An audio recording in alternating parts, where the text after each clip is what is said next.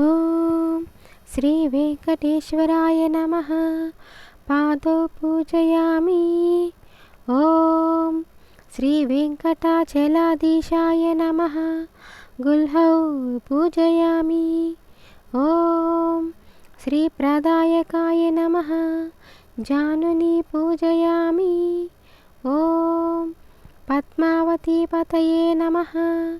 जङ्गे पूजयामि। ॐ ज्ञानप्रदाय नमः। ऊरुं पूजयामि। ॐ श्रीनिवासाय नमः।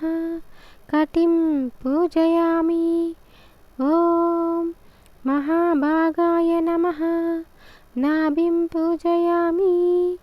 ॐ निर्मलाय नमः। उदरं पूजयामि। ॐ विशालहृदयाय नमः। हृदयं पूजयामि।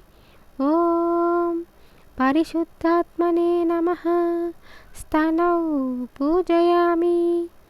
ॐ पुरुषोत्तमाय नमः। भुजौ पूजयामि। ॐ स्वर्णहस्ताय नमः। हस्तौ पूजयामि। ॐ वरप्रदाय नमः। कण्ठं पूजयामि। ॐ लोकनाथाय नमः। स्कन्दौ पूजयामि। ॐ सर्वेश्वराय नमः। मुखं पूजयामि। ॐ रसज्ञाय नमः। नासिकां पूजयामि। ॐ पुण्यश्रवणकीर्तनाय नमः। श्रोत्रे पूजयामि। ॐ पुल्लाम्बुजविलोचनाय नमः। नेत्रे पूजयामि।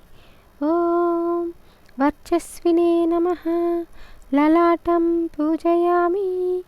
ॐ रम्यविग्रहाय नमः। सर्वाण्यङ्गानि पूजयामि। ॐ श्रीलक्ष्मी पद्मावती समेत श्री वेंकटेश्वर परमात्मने नमः।